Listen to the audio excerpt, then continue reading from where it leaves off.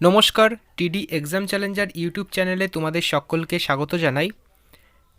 আজকের এই ক্লাসে মুঘল সাম্রাজ্যের ওপর গুরুত্বপূর্ণ 30টি প্রশ্নোত্তর পর্ব তোমাদের সাথে আলোচনা করব। এটি এই ক্লাসের পার্ট 6, এর আগে পার্ট 5 পর্যন্ত প্রকাশ করা হয়েছে। এই পার্ট 5 অবধি টোটাল 150টি প্রশ্ন তোমাদের সাথে করানো হয়ে গেছে। তোমরা যারা এখনও দেখোনি অবশ্যই দেখে নেবে। আজকের প্রথম প্রশ্ন, কোন রাজস্ব ব্যবস্থার সঙ্গে টোডারমলের নাম যুক্ত? কোন রাজস্ব ব্যবস্থার সঙ্গে টোডারমলের নাম যুক্ত? এই প্রশ্নের সঠিক অ্যান্সার হবে জাপ্তি এই রাজস্ব ব্যবস্থার সাথে টোডারমলের নাম যুক্ত। পরবর্তী প্রশ্ন, সুল ই কুল এই নীতি প্রবর্তন করেন কে? সুল ই কুল এই নীতি কে প্রবর্তন করেন? এই প্রশ্নের সঠিক অ্যান্সার হবে সম্রাট আকবর এই নীতি প্রবর্তন করেছেন। পরবর্তী প্রশ্ন, নিম্নলিখিত হিন্দুদের মধ্যে কে প্রথম দিন ই ইলাহি বা তৌহিদ ই ইলাহিতে যোগ দেন? এই প্রশ্নের সঠিক অ্যান্সার হবে বীরবল প্রথম এই দিন ই ইলাহিতে যোগদান করেছিলেন। পরবর্তী প্রশ্ন, হিন্দু নারীদের সতী প্রথা কোন মুঘল সম্রাটের রাজত্বকালে নিষিদ্ধ করা হয়? সতী প্রথা কোন মুঘল সম্রাটের রাজত্বকালে প্রথম নিষিদ্ধ করা হয়? এই প্রশ্নের সঠিক অ্যান্সার হবে সম্রাট আকবরের রাজত্বকালে এটি নিষিদ্ধ করা হয়েছিল। পরবর্তী প্রশ্ন, ফতেপুর সিক্রিতে ইবাদতখানার নির্মাতা কে ছিলেন? ফতেপুর সিক্রিতে ইবাদতখানার নির্মাতা কে ছিলেন? সঠিক অ্যান্সার হবে সম্রাট আকবর।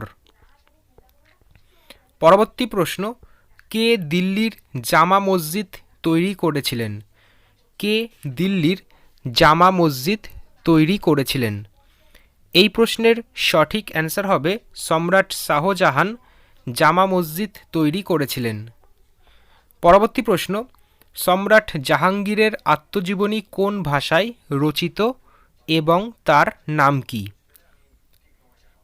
এই প্রশ্নের সঠিক অ্যান্সার হবে তার আত্মজীবনী জাহাঙ্গীরনামা নামে পরিচিত এবং এটি পার্সি এই ভাষাতে রচিত।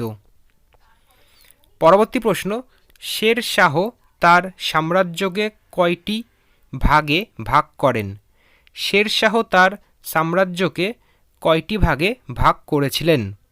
সঠিক অ্যান্সার হবে 47টি ভাগে ভাগ করেছিলেন।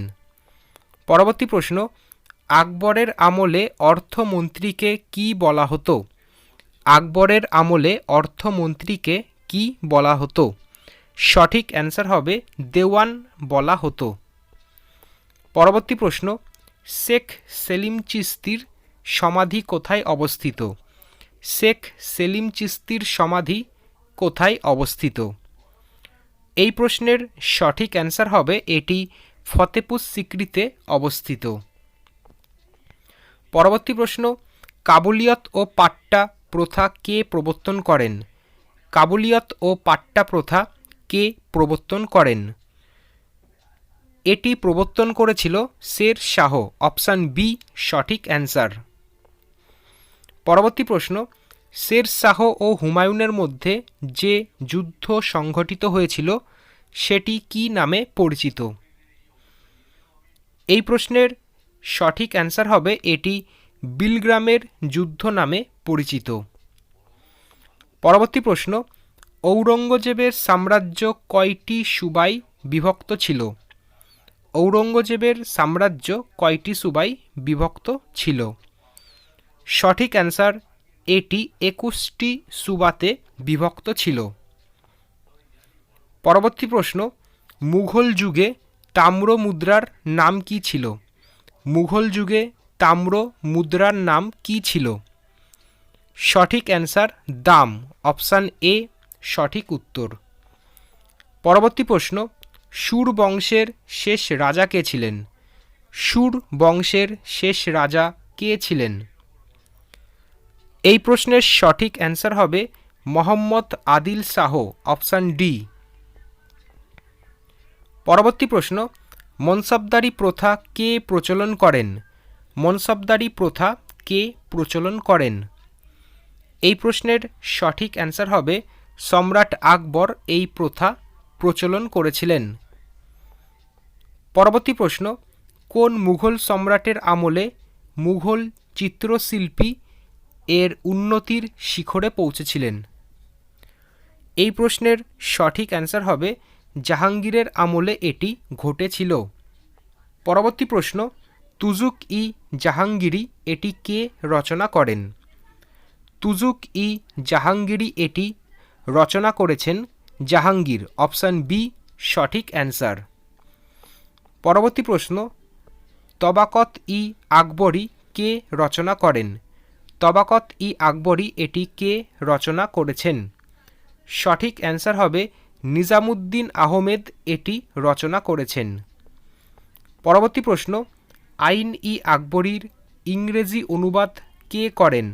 আইন ই আকবরীর ইংরেজি অনুবাদ কে করেছিলেন? সঠিক অ্যান্সার হবে ব্ল্যাকম্যান ও গ্যারেন এই অনুবাদটি করেছিলেন। পরবর্তী প্রশ্ন, দ্বিতীয় পানিপথের যুদ্ধ কবে অনুষ্ঠিত হয়? গুরুত্বপূর্ণ একটি প্রশ্ন। দ্বিতীয় পানিপথের যুদ্ধ কবে অনুষ্ঠিত হয়? এই প্রশ্নের সঠিক অ্যান্সার হবে অপশান সি 1556 খ্রিস্টাব্দের 5ই নভেম্বর দ্বিতীয় পানিপথের যুদ্ধ অনুষ্ঠিত হয়েছিল। পরবর্তী প্রশ্ন, মীর বখশি কে ছিলেন? মীর বখশি কে ছিলেন?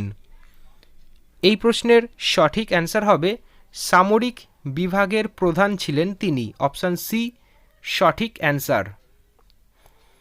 পরবর্তী প্রশ্ন, আকবরের ধর্ম বিষয়ক উপদেষ্টা কে ছিলেন? আকবরের ধর্ম বিষয়ক উপদেষ্টা কে ছিলেন? এই প্রশ্নের সঠিক অ্যান্সার হবে ফকির আজিউদ্দিন, অপশান সি সঠিক অ্যান্সার। পরবর্তী প্রশ্ন, আকবরের অর্থমন্ত্রীর নাম কি ছিল? আকবরের অর্থমন্ত্রীর নাম ছিল টোডারমল, অপশান সি সঠিক অ্যান্সার। পরবর্তী প্রশ্ন, হলদিঘাটের যুদ্ধের সময় মুঘল সেনাপতি কে ছিলেন? বা আকবরের সেনাপতি কে ছিলেন হলদিঘাটের যুদ্ধের সময়? সঠিক অ্যান্সার মানসিংহ ও আসফ খান, অপশান সি সঠিক উত্তর। পরবর্তী প্রশ্ন, কোন যুদ্ধ জয়ের পর বাবর গাজী উপাধি ধারণ করেছিলেন? কোন যুদ্ধ জয়ের পর বাবর গাজী এই উপাধি ধারণ করেছিলেন? এই প্রশ্নের সঠিক অ্যান্সার হবে খানোয়ারের যুদ্ধ জয়ের পর, অপশান এ সঠিক অ্যান্সার। পরবর্তী প্রশ্ন, চান্দেরির যুদ্ধ কত সালে সংঘটিত হয়? চান্দেরির যুদ্ধ কত সালে সংঘটিত হয়? সঠিক অ্যান্সার হবে 1528 খ্রিস্টাব্দে এটি সংঘটিত হয়েছিল। পরবর্তী প্রশ্ন, প্রথম পানিপথের যুদ্ধের সময় গুজরাটের শাসনকর্তা কে ছিলেন? প্রথম পানিপথের যুদ্ধের সময় গুজরাটের শাসনকর্তা কে ছিলেন? এই প্রশ্নের সঠিক অ্যান্সার হবে আলম খাঁ, অপশান সি সঠিক অ্যান্সার। পরবর্তী প্রশ্ন, কোন মুঘল সম্রাটের রাজত্বকালে ডাচ বণিক ফ্রান্সিসকো পোলসাট ভারতে আসেন? এই প্রশ্নের সঠিক অ্যান্সার হবে তিনি সম্রাট জাহাঙ্গীরের শাসনকালে ভারতে এসেছিলেন। আজকের এই পর্বের শেষ প্রশ্ন, ঔরঙ্গজেব তার পিতাকে কোথায় ঘরবন্দি রেখেছিলেন? ঔরঙ্গজেব তার পিতাকে কোথায় ঘরবন্দি রেখেছিলেন? সঠিক answer Agra fort, option A. তো আজকের মতো এইটুকুনি। এই মুঘল সাম্রাজ্যের ওপর আজকের এই পার্ট 6 প্রকাশ করা হলো। এই পার্ট 6 মিলিয়ে টোটাল 180টি প্রশ্ন তোমাদের সাথে করানো হলো। তোমরা যারা দেখোনি অবশ্যই প্রতিটা ক্লাস দেখে নেবে। এখান থেকে মুঘল সাম্রাজ্যের যে কোনো প্রশ্ন যদি পরীক্ষায় আসে অবশ্যই কমন আসবে। তো আজকের মতো এইটুকুনি, আবার নতুন একটি ক্লাসে দেখা হবে। ধন্যবাদ।